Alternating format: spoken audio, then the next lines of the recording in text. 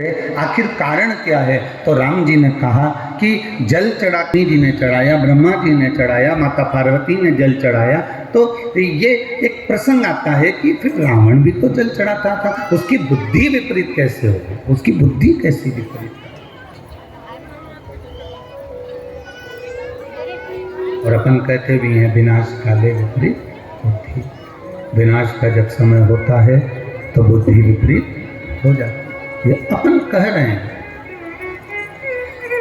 अपन बोलते हैं कि विनाश काले विपरीत। तो रावण क्या जल नहीं चढ़ाता? रावण क्या जल समर्पित नहीं करता? दो तरह का जल चढ़ाना होता है, बहुत ध्यान से सुनना। एक जल चढ़ाना वो होता है जो आप रोज भगवान के मंदिर में जा रहे हो, जल समर्पित कर रहे हो। और दूसरा जल चढ़ाना वो होता है कि चार माताएं जब जल चढ़ाने जाती हैं तब अपना मन कर जाता है कि जल चढ़ा दो।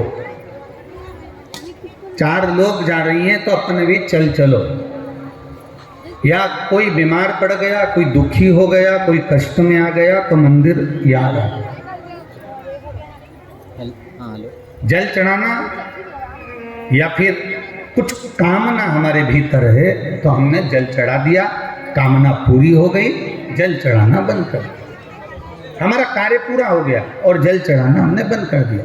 बस रावण इसी सोच का था। जब उसको वर चाहिए था, जब उसको बहुत कुछ प्राप्त करना था, जब उसको बहुत कुछ चाहिए था, तब रावण जल चढ़ाने का काम करता था।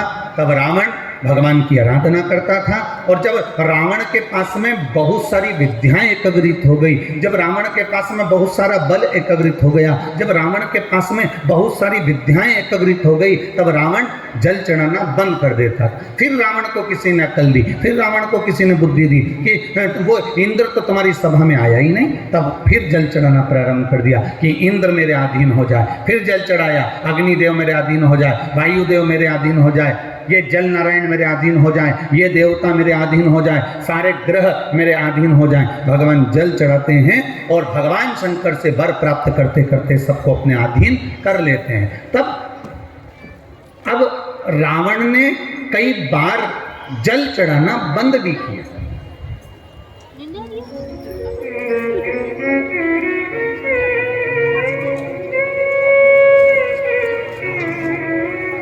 मांगने के लिए हमने भगवान की आराधना कर ली, मांगने के लिए हमने बहुत कुछ आराधना करी, पर उसके बाद जब हमारा कार्य सिद्ध हो गया तो हमने भगवान का द्वार छोड़ दिया।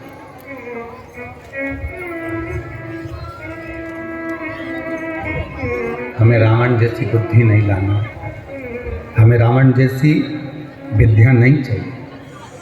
हमें तो भगवान राम जैसी विद्या चाहिए, हमें भगवान कृष्ण जैसा बल चाहिए, हमें भगवान विक्रमादित्य जैसी बुद्धि चाहिए, हमें राजा भोज जैसी बुद्धि चाहिए, हमें रामकृष्ण परमहंस जैसी, नामदेव जी जैसी, तुकाराम जी जैसी, मीराबाई जैसी, नरसिंह मेहता जैसी, तुकाराम जी जैसी ऐसी बुद्धि हमारे भीतर चाहिए। हमें वो बुद्धि नहीं कि थोड़े दिन तक वो कार्य करा, थोड़े दिन के बाद में हमने बंद कर दिया। 3 महीने हम मंदिर गए, 3 महीने के बाद हमने बंद कर दिया। 4 महीने हम मंदिर गए, 4 महीने के बाद हमने बंद कर दिया। ऐसी विवेकता, ऐसी बुद्धि, ऐसा चित्त हमको नहीं चाहिए। हम भगवान का गुणगान नित्य प्रति करते रहे, हम भगवान का भजन नित्य प्रति करते रहे, हम भगवान का स्मरण नित्य प्रति करते रहे, हम भगवान का मंत्र जाप नित्य प्रति करते रहें। आप आए नहीं और सुबह हो गई, मेरी पूजा की थाली धरी की धरी रह गई। आखिर कारण क्या है? क्यों धरी रह गई? ऐसी कौन सी हमसे गलती हो गई? ऐसा क्या हो गया जिसके कारणवश भगवान हमारे सम्मुख में नहीं आते, जिसके कारणवश भगवान हमारे सामने नहीं आते?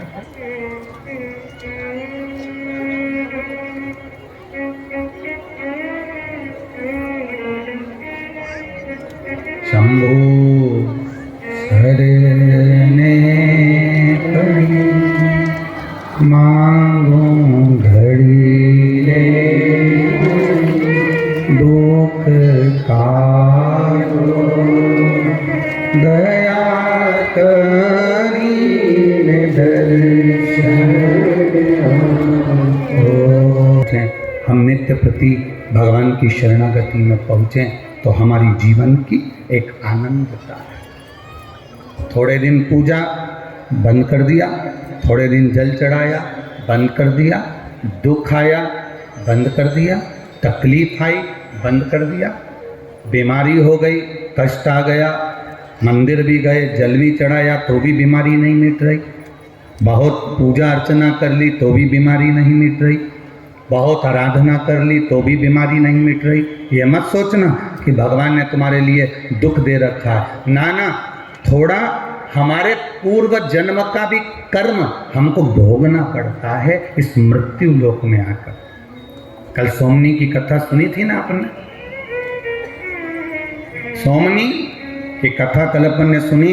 जो ब्राह्मण के घर में जन्म लेने वाली बेटी थी वो गलत संगत में पड़ गई थी और गलत संगत में पड़ी, उसको यौवन का एक आनंद था, तो बाद में जन्म लेने के बाद आँख से अंधी भी बनी और शरीर में कोढ़ भी हो गया, शरीर भी बेकार हो गया, अंधी भी हो गई, भटकती फिरी। ये हमारे पूर्व जन्म के कर्म है। कोई बड़ी बीमारी हो जाए, कोई बड़ा कष्ट आ जाए, कोई बड़ा बात हो जाए, समझना हमारे पूर्व जन्म के कर्म का भोग आज हम भोग रहे हैं। उस कर्म के भोग को हम जितना जितना भजन करेंगे, जितना जितना बाबा का स्मरण करेंगे, जितना जितना शिव की भक्ति करेंगे, जितना जितना भगवत भजन की ओर आगे बढ़ेंगे, उतना उतना हमारी कर्म की गति कटती चली जाएगी। हाँ, कोई तुमसे कह दे कि मेरे पास अजाना मैं ऐसी विद्या दे दूंगा, मेरे पास अजाना मैं ऐसी भभूति दे दूंगा, मेरे पास अजाना ऐसी बेल दे दूंगा जिससे तुम्हारा ये काम हो जाएगा, ये व्यर्थ की बात है। अपने कर्म का भोग अपने को भोगना है। हम पदगमन में जहां जहां राम जी चलते थे, जहां जहां राम जी रुकते थे,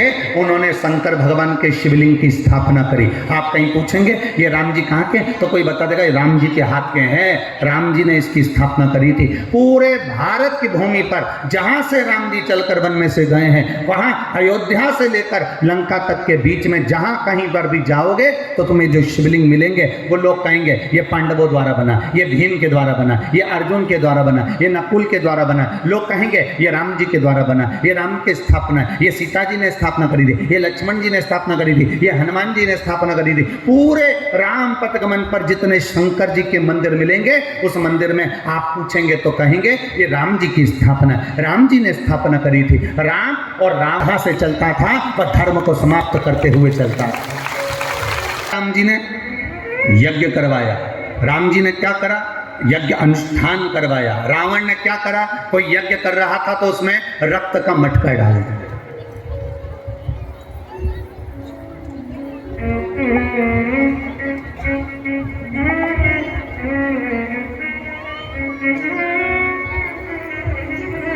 कितने भाई हैं राम जी, जम के बोलो जरा, जम के जरा बोलो।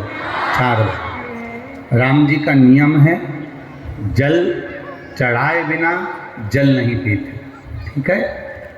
दूसरे नंबर पर भरत जी, दूसरे नंबर पर है भरत। भरत जी का नियम है ब्राह्मण को भोजन कराते हैं और शिव जी का अभिषेक करते हैं। भरत जी का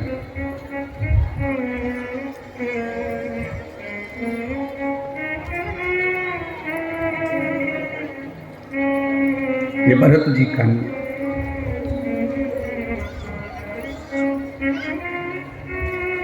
राम जी का नियम है जल चढ़ाएंगे तब जल पिएंगे।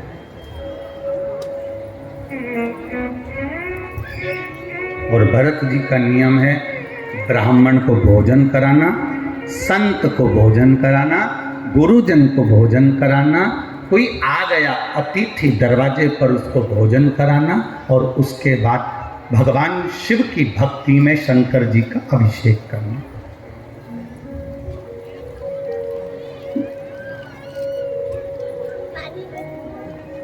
तो वो कहते हैं ना रामचरितमानस अयोध्या कांड की एक चौपाई, बड़ा सुंदर भाव उसमें वर्णन किया गया, बड़ा सुंदर।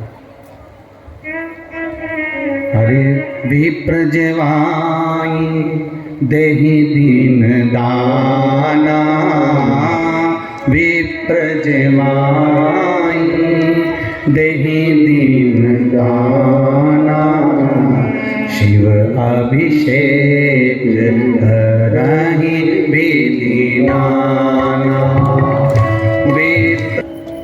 भोजन कवा मंगल भवनया मंगल हारे मंगल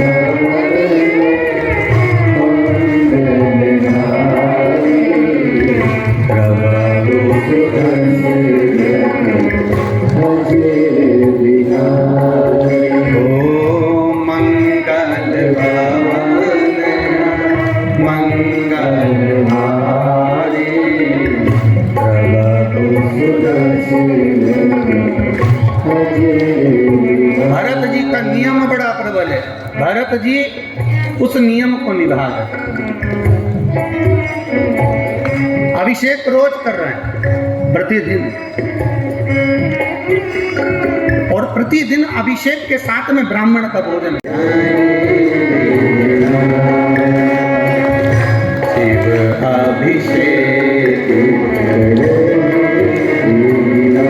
कई बार माँ जानकी जी राघव जी से पूछती रही हैं, कई बार माँ जानकी जी माता सीता जी राम जी से पूछती रही कि आप सवेरे जब अभिषेक करने के लिए बैठते हो, सवेरे आप जब जल चढ़ाने के लिए बैठते हो राघव जी, उस समय आपकी आंखों में जल क्यों भरा था?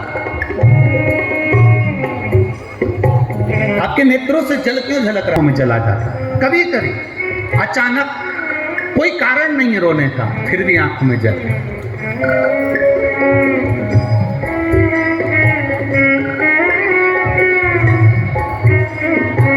पूछा मां जानकी जी ने, सेवा करते समय,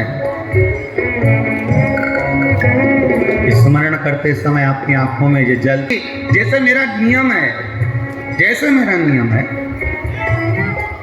जल चढ़ाकर जल पीने का, ऐसे मेरे भाई का नियम है, भरत का। अभिषेक करता है, ब्राह्मण भोजन कराता है, संत का भोजन कराता है, जब तक किसी को भोजन ना करा देता तब तक वो कुछ लेता नहीं। मैं जल चढ़ाए बिना जल नहीं पीता। वो अभिषेक के बाद ब्राह्मण संत सतगुरु को भोजन कराए बगैर भोजन नहीं करता, कंदमूल फल नहीं खाता। तो आप रो क्यों रहे? आपकी आंखों में जल क्यों है? आपके नेत्रों में जल क्यों है? कई माताएं पूछती है, कई बार हमारी भी आंखों में जल आ जाता है गुरुजी, कई बार हम कथा सुनते सुनते रो लेते हैं गुरुजी, कई बार टीवी पर कथा सुनते सुनते हमारी आंख में आंसू आ जाता है गुरुजी, कभी मंदिर में अभिषेक करते करते आंसू आ जाते हैं, कभी जल चढ़ाते समय आंसू आ जाते हैं, कभी कभी पशुपति व्रत करते हुए आंसू आ जाते हैं गुरुजी। कारण क्या है? उसका एक कारण है, जरूर आपके पूर्वज, आपके पितर, आपको, आपके कुल देवता, आपके पितर, आपके पूर्वज, आपके गए हुए जीव आपको याद करते हैं और कहते हैं मेरे घर की बहू जल देकर हमको तार रही है, इसलिए ये कृपा हो। ये कृपा अपने आप दे दीन दाना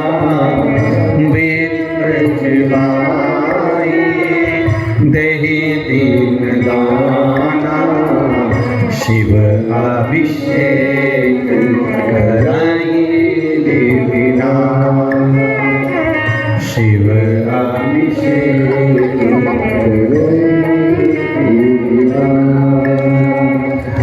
मांगई हृदय महेश बनाई, मांगई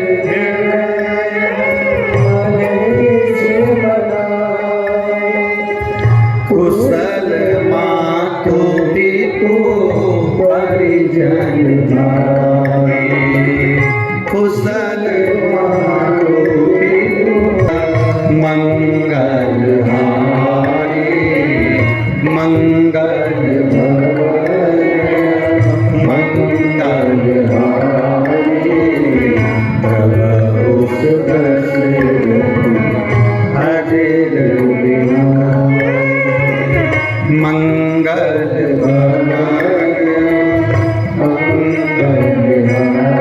भाव से हरे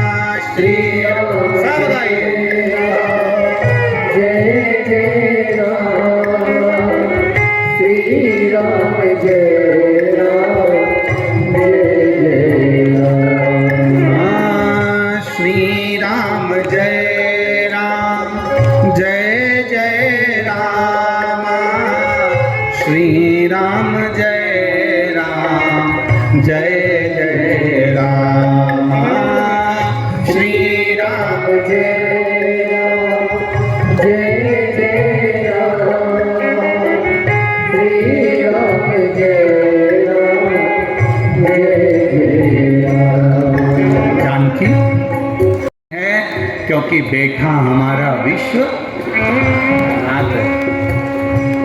तो आप चिंता मत करो, चिंता करेंगे विश्वनाथ। पेट भरने की जवाबदारी उनकी है, क्यों टेंशन लेना, छोड़ो उनका। थोड़ी देर बाद राम जी मुस्कुराते हुए दिखते हैं। क्यों? अब भरत ने अभिषेक कर कर एक संत को भोजन करा दिया। अब मुझे तृप्ति हो, अब मुझे आनंद हो। जल चढ़ाने रोज जाऊंगी। एक नियम लेकर बैठो कि एक चावल का दाना देवाधिदेव महादेव को जरूर चढ़ाऊंगी। एक नियम बना लो कि मैं एक बेलपत्र अगर नहीं होगी तो मंदिर की उठाकर मंदिर में ही चढ़ा दूंगी। एक नियम बना लो कि मैं रोज शंकर जी के मंदिर में झाड़ू लगाऊंगी। एक नियम बनाती हूँ, मैं शंकर जी के मंदिर में सफाई करूंगी। एक नियम बनाती हूँ, मंदिर में ज्यादा दिए रखे होंगे उनको उठाकर एक कोने में ले जाकर रखूंगी। एक नियम बनाती हूँ कि मंदिर में कहीं जाला लग रहा होगा तो उस मंदिर के जालों को समाप्त कर दूंगी, तो मेरी जिंदगी का जंजाल भी समाप्त हो जाएगा। एक नियम जो भरत जी भी बना लिए। विप्र जीवा